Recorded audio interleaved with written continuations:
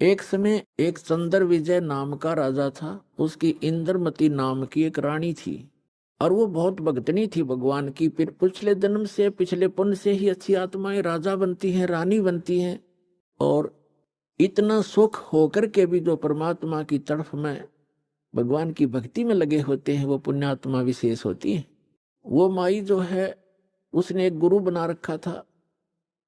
उस गुरुजी ने उसको बता रखा था कि भगवान विष्णु, भगवान शिव की भक्ति करनी चाहिए, श्री राम की भक्ति करनी चाहिए, 68 तीर्थों पे जाना चाहिए, 68 तीर्थ करना चाहिए, एकादशी का व्रत रखना चाहिए। अब जैसे एक नियम है, कहते हैं धन चाहे तो दान कर और मोक्ष चाहे भज राम। तो हमने यहाँ इस काल के लोक में रहना है तो धन भी चाहिएगा और राम भी प्राप्त करना है, तो हमने दान भी करना है और सच्चा नाम भी जपना है। अब उसके गुरुजी ने बता रखा था कि बेटी, पिछले जन्म में तेने बहुत पुण्य कर रखे हैं, घने धर्म कर रखा है, जिस कारण से तू रानी बन गई। आगे ऐसी ही अच्छा जीवन प्राप्ति के लिए आप साधु संतों को भोजन करा कर बेटा, वैसे तो आए अतिथि को भी भोजन करा दे, उसका भी पुण्य है, लेकिन भगत संत को भोजन कराने का न्यारा फल मिलता है। अब जैसे आपके पास पशु हैं, भैंस या गाय। एक भैंस या गाय है जो दूध देती है और अन्य भी पशु हैं जो अभी दूध नहीं दे रहे, वो भी अपने पालने ही पड़ते। अब एक तो उस दूध ना दे रहे पशु को जो चारा दिया जाता है, आहार खिलाया जाता है, वो भी हमारा कर्तव्य बनता है। लेकिन जो दूध वाले को जो चारा चराया जाता है, बिनौले खल आदि हम डालते हैं, तो वो तुरंत लाभ दे देता है। सुबह अच्छा भोजन कराओगे, चारा चराओगे, तो शाम में दूध गढ़ा पाओगे उसके। तो इस प्रकार संत और भक्त होते हैं दूध वाले, और अन्य जो अतिथि आते हैं जो भक्त नहीं, भक्त है तो अच्छी बात है ना, तो वो भी एक कर्तव्य जानकर हमने उनको भी अवश्य भोजन कराना चाहिए और आतिथ्य सत्कार से कराना चाहिए।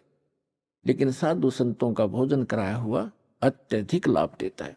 अब साधु संत भक्त भले ही वो शास्त्र विरुद्ध साधना कर रहे हैं, लेकिन पूर्व जन्म के वो पुण्यकर्मी प्राणी हैं, वही भटक रहे होते हैं। कोई लाल पीले कपड़े पहनता है, कोई दाढ़ी बढ़ा लेता है, कोई मूंड मुंडा लेता है, कोई तिलक लगाता है, जैसा भी उसको मार्गदर्शक मिल गया, क्योंकि उसको परमात्मा चाहिए, चाहे किसी भी भेख बनाने से मिल जाए, वो परमात्मा की तरफ तड़फ रहा है। ऐसे व्यक्ति को भोजन कराने से विशेष लाभ होता है, क्योंकि अब तो साधना ठीक है नहीं, लेकिन पूर्व जन्म की कमाई उसकी है और वो भक्त भगवान का विशेष प्यारा होता है। चाहे आज वो किसी की पूजा कर रहा है, लेकिन वो भगवान कबीर साहब का ही बच्चा है। तो इसलिए ये एक नियम है। इस नियम के आधार से उस संत ने अपनी शिष्या इंद्रमती से कहा था कि बेटा, साधु संतों को भोजन कराने से अगले जन्म में भी तू रानी बन जाएगी। अब इनको ज्ञान इतना ही था कि रानी बन जा रानी कितनी बार बनेगी, फिर गद्दी भी तो बनेगी वो एक दिन। वो समस्या इनका समझ में नहीं आ रही थी। अकिया भी पड़ा है गले में। ठीक है, जितना उनको ज्ञान था उस रानी को ज्ञान उसने दे रखा था। अब वो अपने गुरु जी के बताए मार्ग पर कति दृढ़ थी। ऐसी पुण्यात्माएं कबीर साहब के बच्चे हैं। परमात्मा कहते हैं, दो जन मेरी शरण है, ताका हूं मैं दास, और गेल गेल लाग गया फिरूं, साथ साथ फिरता रहता हूं जब तक धरती आकाश। आपको बहुत बार बताया, क्योंकि ये दातंग मार्ग है पुण्यात्माओं। आपने केवल कथाएं सुनी है, ये राम कृष्ण की, सुदामा और कृष्ण की, बेलनी और राम की, राम रावण की लड़ाई, महाभारत का युद्ध, ये भी एक इतिहास है, लेकिन ये अध्यात्म मार्ग नहीं था। अब ये है संपूर्ण अध्यात्म मार्ग ज्ञान। इसको बहुत प्रकार से समझाना पड़ता है। अब रानी जो भी गुरुजी ने बताया था उस पर दृढ़ होगी, और उसने ये सोचा कि भी साधु संतों को भोजन कराना अनिवार्य है। उसने एक अपना नियम बना लिया कि मुझे भूल ना पड़े, मैं प्रतिदिन संतों को, जितने भी आसपास संत हैं, 2, 4, 10, कम से कम एक को तो भोजन करा कर ही मैं प्रतिदिन आहार किया करूंगी। तो उसने अपने नौकरों से बोल दिया कि आसपास जो भी जंगल में कोई साधु संत हो उनको प्रार्थना करके आओ कि डेली यहाँ भोजन करके जाएं, और जो यहाँ नहीं आ सकते उनको वहां पहुंचा कर आओ। अपने हाथों रोटी बनाती रानी होकर, चाहे 10 संत आते, चाहे 5 आते, चाहे 20 आते। तो ये सिलसिला शुरू था। एक बार क्या हुआ कि कुंभ के मेले का कोई ऐसा संस्कार हो गया। कुंभ के मेले पर हरिद्वार में चले गए सभी साधु संत उस तीर्थ पर भी लेने के लिए, और पैदल आना जाना होता था तो 10-15 दिन का प्रोग्राम उनका बनता ही बनता था। कोई भी संत उस क्षेत्र में रहा नहीं। अब रानी को पता चला कि साधु आए नहीं, पता करके आओ। पता करके आए, साधु नहीं थे, कोई है नहीं, सब चले गए, सबकी झोपड़ी खाली पड़ी है। पता चला कि वो तो तीर्थ भ्रमण पर चले गए। तो रानी ने प्रण कर रखा था, प्रतिज्ञा कर रखी थी कि जब तक संत नहीं खाना खिला लूंगी, आहार नहीं करूंगी। 1 दिन बीत गया, 2 दिन बीत गया, रानी थी भूखी गड़ी, रही नहीं थी। तीसरे दिन तो वह कति आंखें बंद करने लगी, अब मरूंगी। उसके पति ने भी समझाई, तो क्यों अपना जीवन नाश करे, खा ले 2 रोटी। तो साधु आओ फिर जमा दिए कि बिजली गिर गई, पर ने बोली नहीं, मर जाएंगी पर मैं भोजन नहीं खाऊं। अब उस पर दुख देखा नहीं जाता, उस परम पिता पे। द्वापर के अंदर परमात्मा करुणा में नाम से आए हुए थे, यही कबीर भगवान, वो समर्थ परमात्मा, अमर पुरुष। चारों युग में आते हैं परमात्मा। कहते हैं सतयुग में सत सुकृत कह टेरा, त्रेता नाम मुनिंद्र मेरा, द्वापर में करुणा में कहाया, और कलयुग नाम कबीर धराया। चारों युग में आया हूं मैं, परमात्मा कहा करते। तो द्वापर में वो करुणा में नाम से आए हुए थे। अब उसने देखा या मरेगी भोली भगतनी, एक साधु रूप बना के परमात्मा वहां दूर सी आते दिखाई दिए राजा के महल की तरफ ही। रानी ने कहा अपनी नौकरानी से कि बांदी है दासी, यदि तू अपनी रानी का जीवन चाहती है तो देख ले कोई साधु संत तुझे दिखाई दे जा, नहीं तो आज शाम तक तेरी रानी प्राण छोड़ देगी। अब वो दासी दुखी होकर के ऊपर चढ़ गई महल की अटारी पर, और वो कहाँ देखा बेचारी। उसने क्या देखा कि सामने एक संत रूप में, सफेद कपड़े, दाढ़ी बड़ी हुई, सिर पे छोटे छोटे बाल हैं, आ रहा है एक सिंपल सा साधु, गले में माला टांग रखी। दाता ने थोड़ा ईसा दिखाया कि जानो महात्मा सा भी जच्चा है ना। तो हम महात्मा उनको मानते हैं जिनकी दाढ़ी बढ़ रही हो, लंबे लंबे बाल हो, तिलक ला रखा हो, 5-4 माला डाल रखी हो, बिंदी बिंदी टिक्की ला रखी हो। तो परमात्मा ने इसीलिए वो थोड़ा सा वेशभूषा सी बना रखी थी। वह नौकरानी स्पीड तक नीचे आई और रानी से कहा कि एक महात्मा सा नजर आवा है, कपड़े तो लाल हैं नहीं पर सकल साधु जैसी लगती है, कहो तो लाऊं बुला के। अकेला बहन ले आ जैसा भी हो। अब वो नीचे गए, इतने परमात्मा भी महल के निकट से आ गए। नौकरानी ने प्रणाम किया और कहा महाराज आपको हमारी रानी याद कर रही है। परमात्मा ने पूछा आप कौन हो? कि मैं नौकरानी हूं। तो परमात्मा ने कहा बेटा रानी को यदि गरज है संत की तो यहीं आजा गली में, हम किसी के घर नहीं जाया करते, और हम घर जाओ और उसका पति कह दे तू आया किस लिए यहाँ, उसने गरज है तो यहाँ आ जाएगी। उसने जाके बता दिया कि साधु ऐसे ऐसे कह रहा, तो उसका और पक्की जचगी कि 1 नंबर का महात्मा है। नहीं तो नो कोई कह देगा अपने रानी बुलावा, ये तो नो बाछड़ू की तरह भाग गया आकर बच्चे की तरह, पैसे के लालच में अच्छा हलवा मिल जाएगा, और वो उड़े डिट गए। अगर रानी को गरज है तो यहाँ आ जाएगी बेबे। रानी ने कहा मेरा पकड़ हाथ मुझे सहारा दे, नौकरानी ले चल मुझे ऐसे महापुरुष के दर्शन करा दे, मर जाऊंगी तो भी अच्छा ऐसे संत के दर्शन करके। ऐसा दर्द आदमी आज पहली बार रानी को यह कहने वाला कि यहाँ आ जाएगी जब गरज पड़े तो, क्योंकि पिछले संस्कार से ऐसे भाव उत्पन्न हुआ करते साधु भक्तों में। तो रानी ने जाकर देखा वो मालिक का चेहरा, विश्व में सबसे न्यारे सुंदर थे कबीर भगवान, जितनी बार भी आए हैं वो, और चरणों में मत्था टेक्या और कहा महाराज आप भोजन कीजिए, आहार कीजिए। परमात्मा बोले चल बेटा आहार कर लेते हैं। बैठ के जाकर एक आसन लगा दिया। रानी ने दुखी सुखी होकर नौकरानी के सहयोग से स्वयं भोजन बनाया और कहा महाराज जी भोजन पाओ। तो परमात्मा ने कहा बेटा आप इतना कोई रोग है आपको क्या, इतनी अक्षीण कैसे होगी। तो उसने सारी कहानी बताई कि मैं प्रतिदिन एक साधु को भोजन करा के भोजन करती थी। संत रहे नहीं क्योंकि वो कुंभ के मेले में स्नान के लिए चले गए। आज तीसरा दिन आ गया महाराज जी, आप ना आते तो आज मैं मर जाती। जब भोजन बना के परमात्मा के पास रखा तो कहा परमात्मा ने कि बेटी मेरा शरीर भोजन करने का नहीं है, मैं तो खाऊं या ना खाऊं मैं सदा एक रस रहता हूं। तो रानी बोली जी ठीक है, भोजन नहीं खाओगे तो मैं भी नहीं खाऊंगी, मरना मंजूर है मुझे, मरना ही मुझे उचित है, मैं अपना जो है ना प्रतिज्ञा नहीं भंग कर सकती। तब परमात्मा ने कहा कि ला बेटा, कहते समर्थ इसी को कहते हैं जो चाहे सो कर दे। मालिक ने भोजन करा, फिर उससे पूछा बेटा ये जो आपको ये हठ किसने बताया।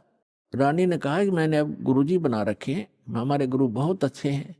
परमात्मा ने पूछा क्या साधना करते हो कि श्री विष्णु जी की, श्री शंकर भगवान की, शेरा वाली माता की, जो भी वो करती थी, एकादशी का व्रत करती हूँ, तीर्थों पर भी जाती हूँ, ऐसे करती हूँ। फिर परमात्मा ने अपना ज्ञान समझाना शुरू किया, लेकिन वो ज्यादा भावुक होते हैं श्रद्धालु। जैसे ये दास प्रारंभ में इन अन्य पंथों वालों को कहा करता था, जो भी आ जाता था संपर्क में सत्संग सुनने, कि भाई आपका नाम गलत है, आपका गुरु पूरा नहीं है, आपकी साधना गलत है। ये राधा स्वामी, धन धन सतगुरु, जय गुरुदेव वाले और ये सारे निरंकारी वाले ये आते थे जो सुनकर सत्संग है।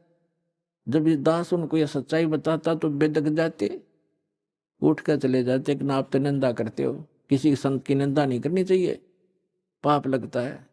अरे भले आदमियों, निंदा क्या की मैंने, तेरे गुरु को चोर बताया ना, डाकू ठग बताया नहीं, उसके ज्ञान की त्रुटि बताई है, ज्ञान में कमी है आपके गुरुजी में। संत तो अच्छे ही होते लेकिन ना समझ में आई। ये श्रद्धालु होते हैं कि ना गुरुजी के बारे में कुछ नहीं सुन सकता, और अब आने लग रहे रोते हुए लुट पिट के, रोआ बरीत रहे, नाश हो गया। 30 साल हो गए राधा स्वामी में जीवन खो दिया, सब कुछ लुट पिट गया, इकलौता पुत्र था वो भी मर गया। बता अब टिंडे ले लो राधा स्वामी में, धन धन सतगुरु में। साची के 6 माह में गुस्सा होते थे। और यहाँ का इतिहास देख लो, सन 1994 से जो जुड़े हाथ उनके ठाठ देख लो, और उनके घर में कोई दुर्घटना हुई तो आप पूछ कर देख लो, लाखों की संख्या में भक्त है। तो भगवान की शरण न्यारी होती है।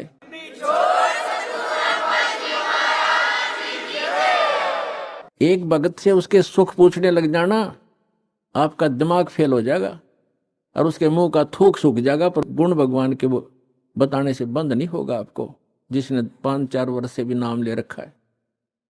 ये समर्थ है, पूर्ण परमात्मा है।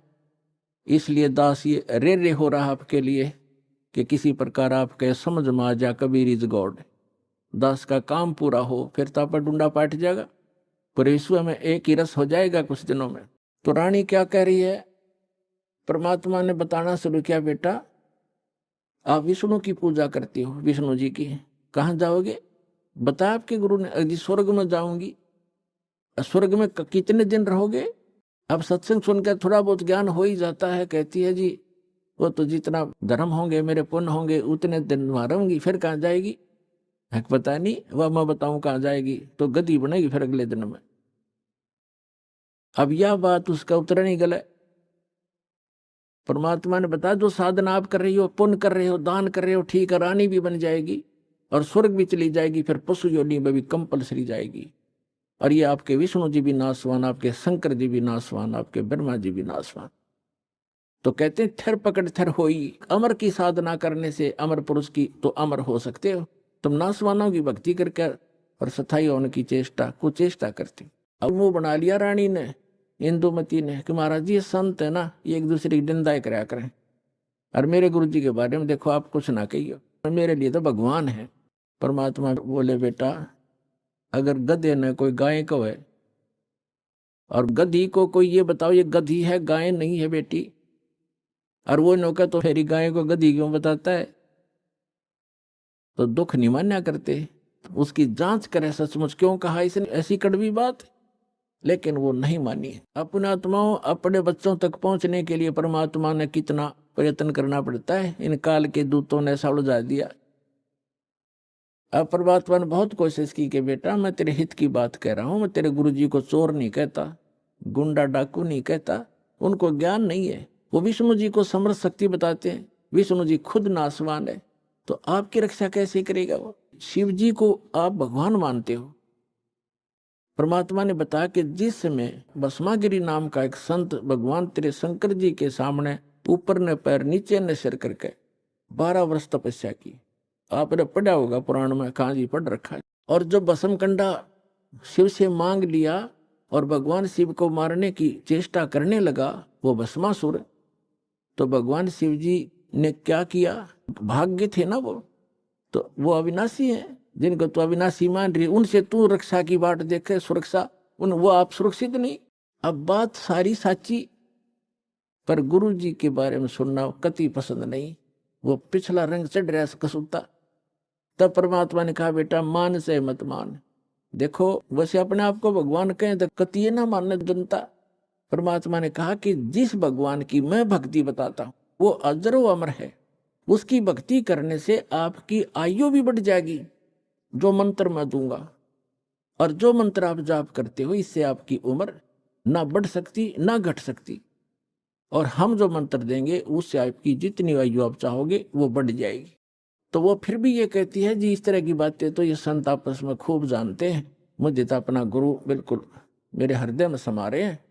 तो परमात्मा ने कहा ठीक है बेटा, साच कहूं जग माने नहीं, और झूठ कही ना जाई हो, और ब्रह्मा विष्णु शिव जी दुखिया जिन ये राह चलाई हो।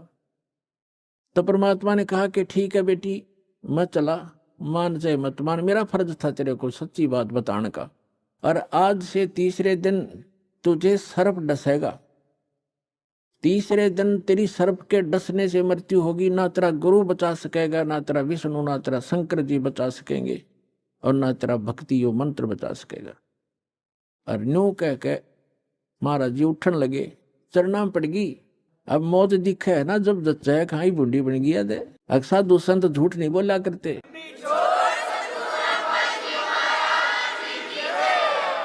चरणों में गिर गई और कहने लगी महाराज सचमुच।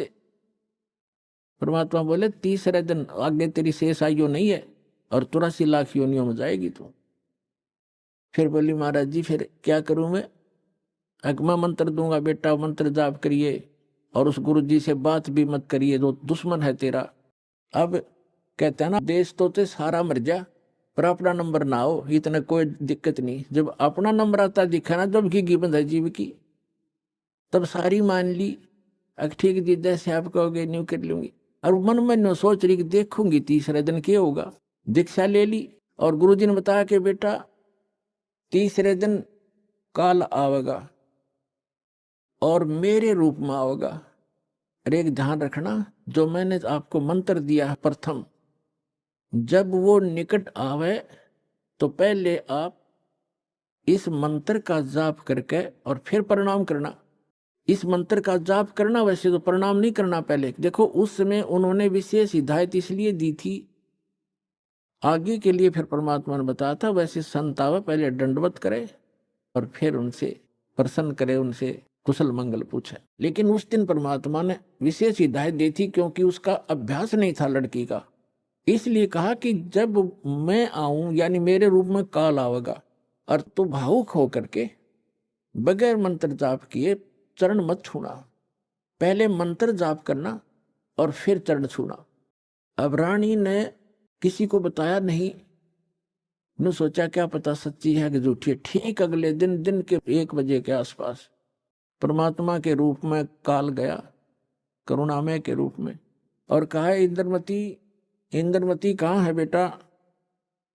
अब इंद्रमती ने देखा गुरुजी आगे, गुरुजी आगे, लेकिन वह बात उसके हृदय में गड़ रही थी। गुरुजी ने ये भी बात कही थी तो उन्हें प्रथम मंत्र सिमरण कर दिया।